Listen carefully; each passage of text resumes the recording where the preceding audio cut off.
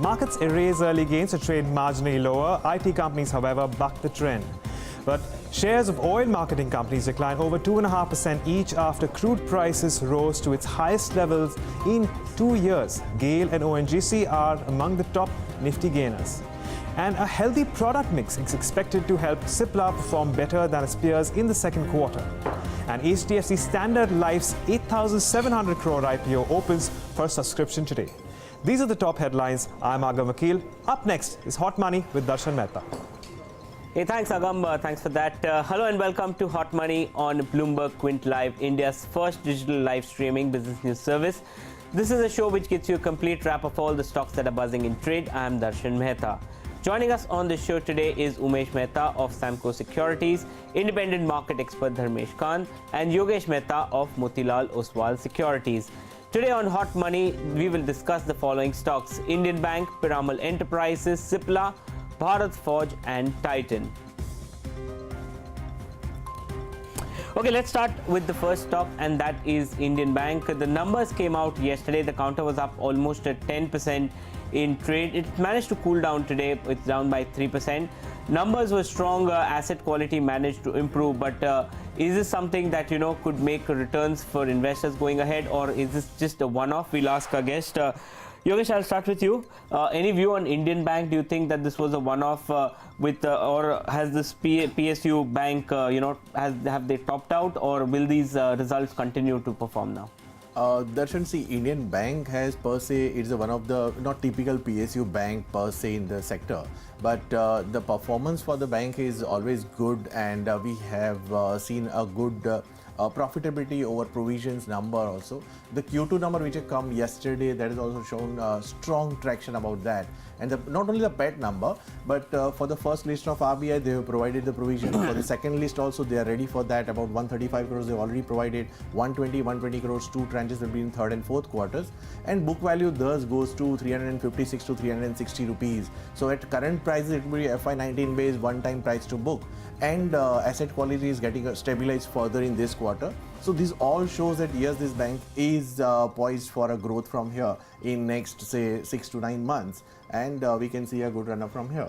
So it trades at one-time book. That is fair in terms of valuation. But 6% GNPA is still an elevated level. It's by no means a small number. So despite that, you would say that it's a good bet.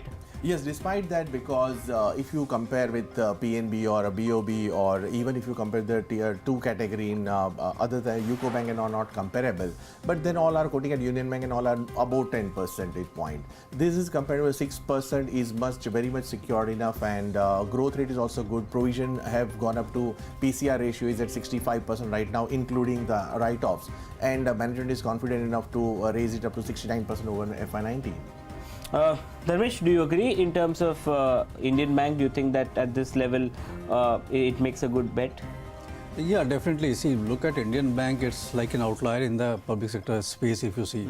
As Yogesh pointed out, the GNPA levels is 6.67%. But if you look at last 2 quarters, they have managed to pull down their GNPA level in the absolute terms as well. Not only percentage-wise, but absolute terms also they have been able to do that. At the same time, I mean, other banks are 10% plus GNPAs. Even SBI is, inching there. So if you look at the entire scheme of things, be it operational efficiency, they have done that. Their profitability PAT has gone up by more than 10%. Business has grown by more than 10%. Operating metrics has improved. At the same time, the NIMs have gone up. It's the only bank which is quoting more than 10% of ROE. So all these valuation metrics are playing out, and this recapitalization, the word goes around that the banks which are doing better will be recapitalized first, and better recapitalized. So the money chunk may go to Indian Bank first, other than the banks. And the tier 1 capital itself is sufficient as of now. Okay. They don't need more money for recapitalization. So I think a better management in the same space, they have proven that things can be done in a better way. So that benefit and that advantage should be given to Indian Bank, and I think it's a stock which will be re-rated going forward. Okay. It's like one times price to book quoting as of now 1 year forward. 1.3, 1.4 is the likely re-rating in the scenario in which we are right now and the things are picking up. So yeah, it's a must portfolio buy. If you want to buy a PSPs, so Indian Bank should be there in your portfolio. Okay, so but you expect this performance to continue from Indian Bank? You said it deserves a 1.3 times, so probably a 20-30% upside is possible. But why not shift to a private sector bank which does not have all these issues? See, my own take is that now with recapitalization coming into play, so what was happening with the public sector banks was they were unable to tap the market. So it was an open-ended market for the private sector banks because they were the only ones who were providing funds to the credit takers. Now with recapitalization happening, public sector banks will come into play, and their cost of fund, the yields are much better. So their cost of fund is lower. At the same time, they are offering the loans at a lower rate. Okay. So they will be more competitive. This was missing. So with this coming to play, my own sense is private sector bank won't be able to grow the way they were growing last 3-4 years, just because there was handicap on the side of public sector banks. So this handicap being removed, it's a level playing field now. So they will definitely become competitive. And Indian Bank the management has shown that competitiveness by growing in this market. Okay, so it's a 2 thumbs up. Umesh, what's it? Is a thumbs up, thumbs down? I think it's the fastest horse in the entire PSU pack. The way it has delivered profits and consistent profits, reduction in NPA that we have seen, but that the process has begun since last quarter. I think NPA at 3.41, and amongst PSU banks, I think this is one of the best managed banks, professionally managed banks, and maybe they may not require recapitalization money, and consequently we will not have a dilution, equity dilution. So I think all those factors make this bank one of the best banks. But in the short term, yes, entire PSU banks have gone up just on the basis of expectations.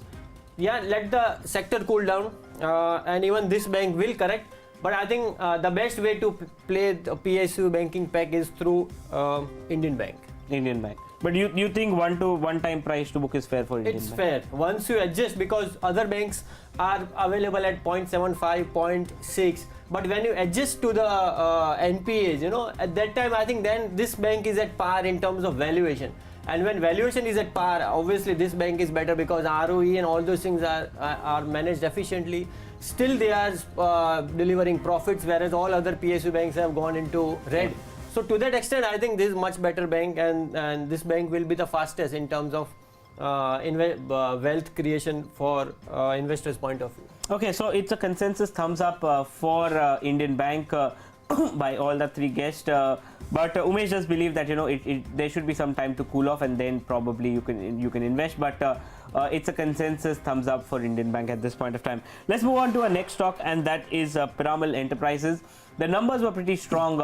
One deterrent that came out was the fact that the deal didn't go through with IDFC and IDFC Bank. That didn't go through. But what's ahead for Piramal Enterprises? Should you play it for the pharma game? Should you play it for the housing finance game, or should you play it for the financial assets that they have via Shriram?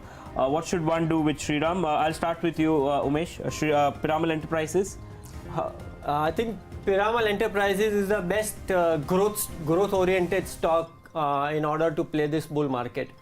It's a play on pharma, and pharma is and they are so choosy. They have shopped or they have acquired world-class plants in US, North America, and Europe, and they are one of the leaders in US in inhalation, that anesthesia market, and they are having 30% share. So their management is sharp. They have really built professional teams across business verticals. So I think pharma is growing at their US market is growing by 14%, and none of their plants are having US FDA alerts. Second, the domestic play is small, but they are into what we call as pharma FMCG, pharma plus FMCG combined. So they have brands that are selling on self-care basis across distribution channels. So they have created brands in themselves, and therefore their margins are high, and they will pick it up. Although Indian business is not that large. And the third vertical that they are really building is the financing space. So they have really tied up with builders and have complex structured products which will deliver high margins. So the loan book has increased 87% this year. So yes, their margins will be high. But now what they have planned is, because they have tied up with all the builders and they have financed them, so they have around 285 odd builders that they have connected. So now what they do is they will set up a housing finance company which they have acquired, so they have applied for, but when they get that permission, all those builders, all those clients who are connected with those builders, they are the ready-made clients. So their foray into HFC, housing finance company, is also... They've already got the permission for the housing finance. So I believe, correct. So I think it's a win-win situation, and they are really poised to grow this company well beyond industry average. Okay, Yogesh, you are nodding significantly. I think you agree with what he is saying.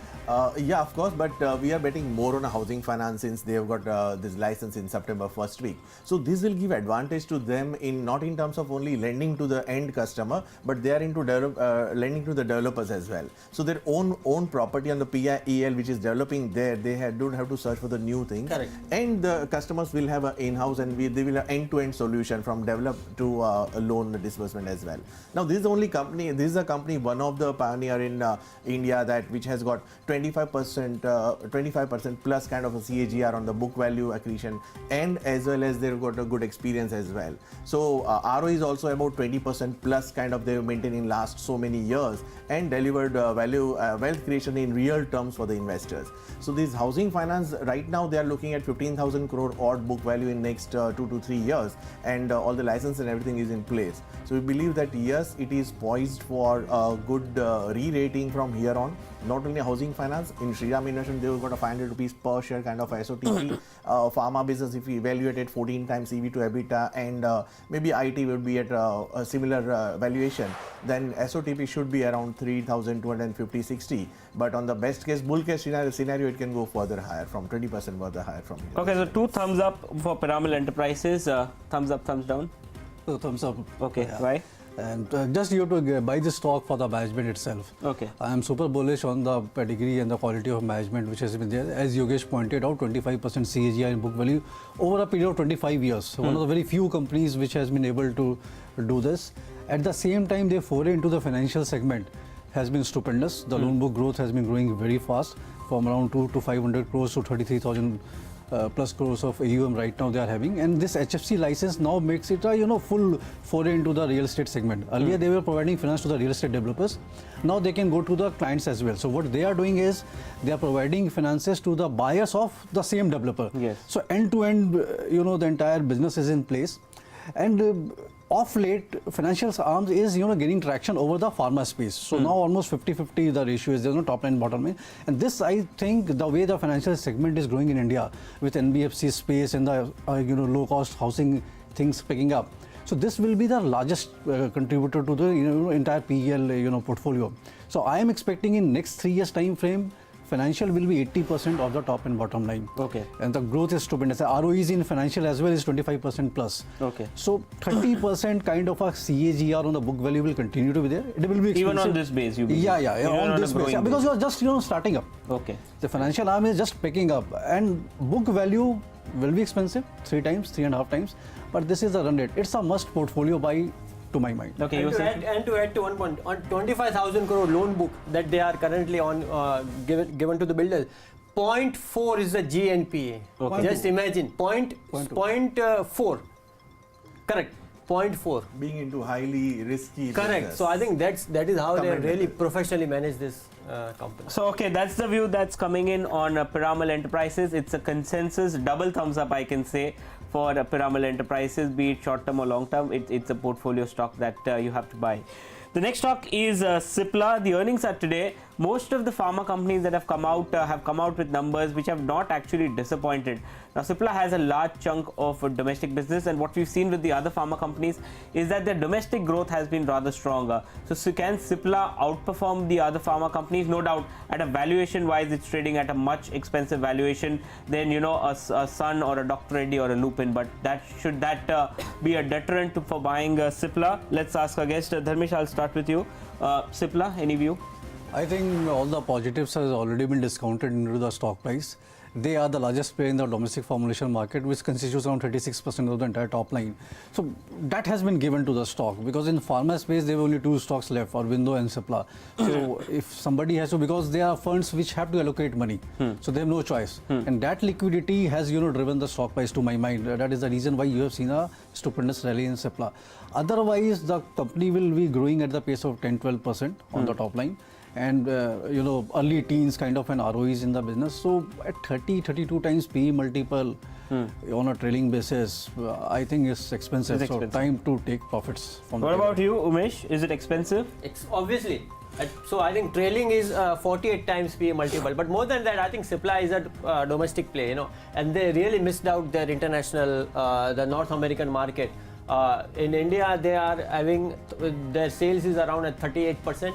And within that, yes, they are leaders in some of the categories like respiratory and pediatrics. But I think Indian market, the government is in a phase of trying to bring in pricing control. And when pricing controls are there, monetarily it becomes not viable to really do business. So I think Cipla's ROE is at around single digit, around 9-10, and that's why all other pharma peers at good times were generating 20-25% ROE.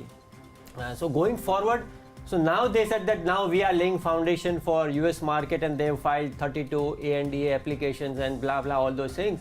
But for them, I think the biggest market, the savior of there was South African market, which generated a decent amount of profit and growth. But by and large, I think this is obvious valuation is higher, but this is a sort of stable stock. Valuations are high. Not having much potential, because they have grown their Indian market by only 10%, and Indian market has grown by 15%. So still they have underperformed. By and large, avoid this stock. Valuations are high. But what about, because what we've seen is that the international businesses has faced a severe amount of slowdown for all company. Be it Sun has become half, Lupin has become half.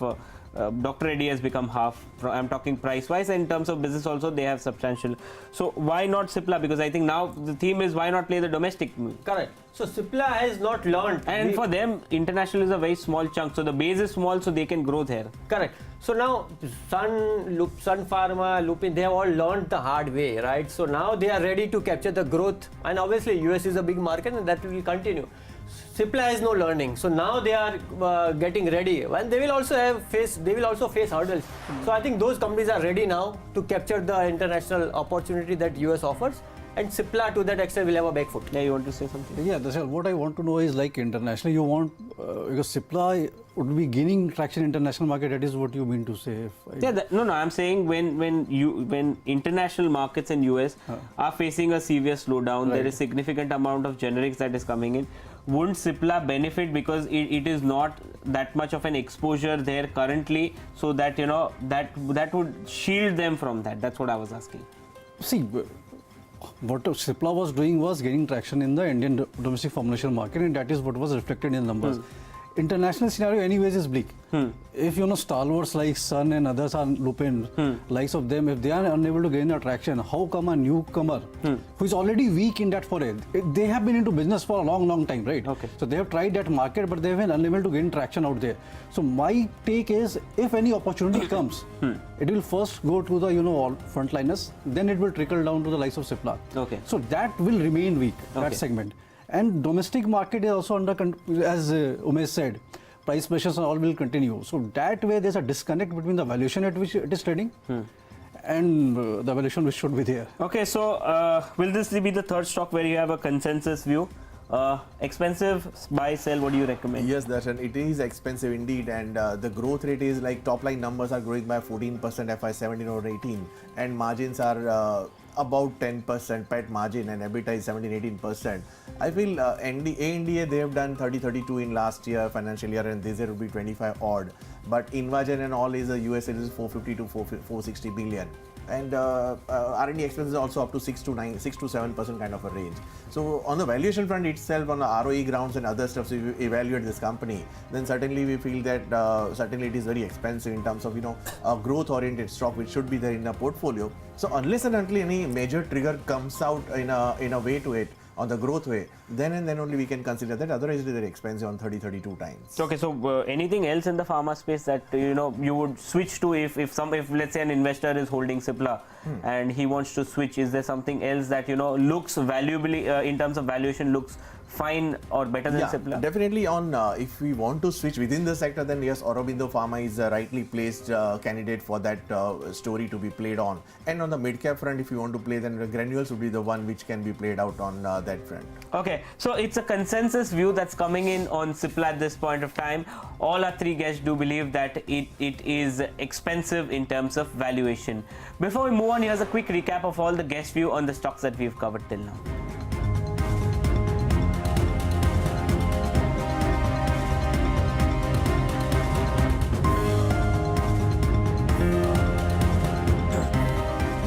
Okay, the next stock that we'll talk about is Bharat Forge. It has been surging significantly. The North American Class 8 truck sales came in. They actually showed a big jump that was there. Results are there tomorrow. What can one expect? Is a rebound really there for Bharat Forge? What are the new sectors that they can work with? I'll start with you, Yogesh. Do you have a view on Bharat Forge? Yeah, Bharat Forge is a significant play on CV, PV as well as the aerospace as well, and they're venturing into that in a big way. Overall, we feel that yes, Class 8 trucks could be the one which can play a re-rating there. But we think, and the management, when we spoke last, they are saying that 10 to 12% growth is visible, even though the last month number was on a low base effect, 35,700 or 35,000 around. So that is not a significant enough to play a re-rating story there. It has to be a consistent one. But the Bharat Forge is certainly, it is very expensive right now. So we had earlier a buy, but right now with looking at the price which has run up, and post that we are maintaining a neutral stance. Upside seems to be very limited from this level. Okay.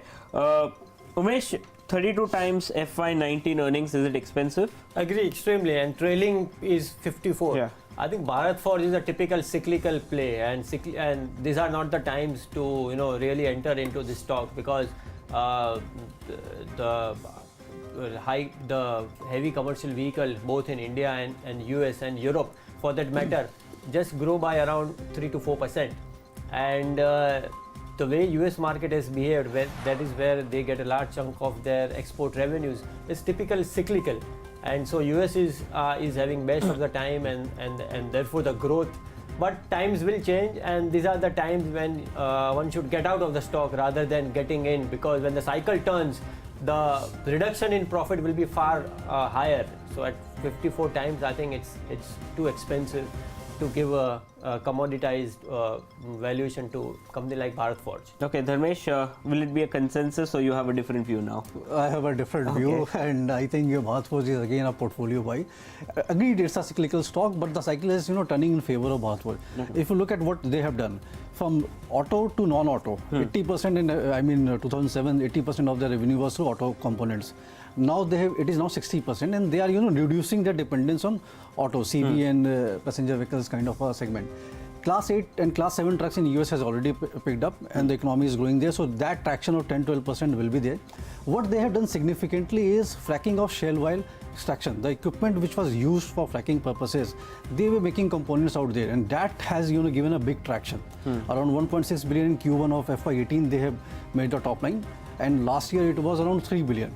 So half of that has been done in Q1 itself. Okay. Management believes the entire FY18 this traction will continue. At the same time, now they are making machine equipment, which you have a better realization, better margins out there, rather than vanilla forging. Defense, they have got the made in order that would be executed in FY19.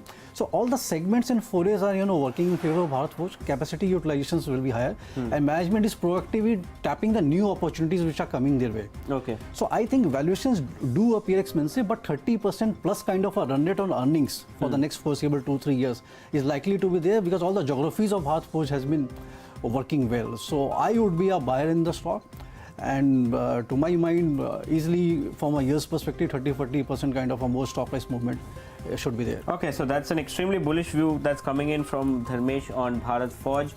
Yogesh is neutral on it. They had a buy rating initially, but for valuation wise now it's expensive. And Umesh does believe that it's very expensive at 50 times trailing and almost 30 times forward earnings on Bharat Forge. And the final stock that we'll talk about today is Titan. A massive rally yesterday post the numbers. It was up almost 20% today. Obviously, a little bit of profit booking was expected. But can Titan grow from here also? Is there enough steam left for Titan? Let's ask our guest. I'll start with you, Dharmesh. Any view on Titan? Can the rally continue? No, I think it's time to take your profits and be neutral on Titan. See, this year, the entire year from last November to this November is an exceptional year for Titan, because all the events which has happened has actually worked in favor of company like Titan, which has the bandwidth, scale, pan-India presence to tap the opportunities, be it demonetization, because they got the benefit of converting. Their sales were up, in fact in November because of demonetization. Then the GST came into play. So again, this benefit has gone to a company like Titan. Going forward, what I think is, first, the high base will be there. Secondly, the players which are there into jewelry segment, they are smart players. So they will again shift to the structural and formal format of GST regulations. So this formal to informal, informal to formal will happen, but the entire chunk will not go to Titan. Okay. So other players who are there, they will shift their gears and they will be, again back to the market share which they were having. Third point is, see, when you buy a jewelry in a country like India, there are two things. One is need-based, that is tradition and ceremonies which are there, for that you buy. Second is investment. So this investment theme of jewelry buying will be on a slowdown. Okay. Because more and more investments will move to financial assets. So I think 30% kind of a run rate on the top and bottom line for companies like Titan. Though operationally they have done many things, cost has been reduced, online platform is there, everything is there. But that is difficult to maintain for continuity. So as of now, the stock... Yogesh, valid concerns on Titan? Expensive. A bit of deviation from the point of view of the agreement on Titan side. Though it is expensive, I don't say that it is not expensive, but the way they have run in last 1 year, if you compare post demonetization, the GST has come also. But on a YOY basis also, on the second quarter number, they have done a growth of almost 29 to 30 percentage point. Now all these PMLA and identity proof requirement, all those have worked negative for that. And Titan on an organized market, it is contributing only 5% on the 2 trillion market. So chances of improving their sales and market share from here on is too high.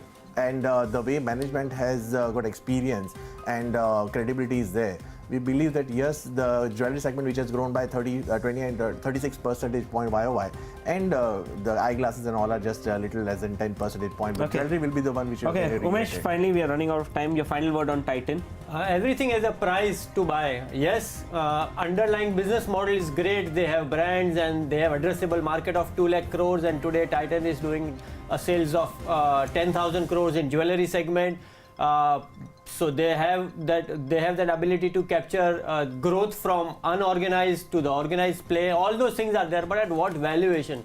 So ultimately, investors are going to make money by investing in stock at maybe a decent valuation, but at this high valuation, 67 times trailing. CAGR sales growth of Titan is around 10%, and so that is also not that. So maybe this year is an exception, but market over responds in the short term, right? So maybe these are not times for investment, and if they have if people have this stock, they might as well think of selling. So that's the view that's coming in on Titan. Both Umesh and Dharmesh do believe that valuations are expensive, but that's not the case with Yogesh. He believes that there can be significant amount of traction. Before we wrap up on the show, here's a quick recap of all the guest view on the stocks that we've covered till now.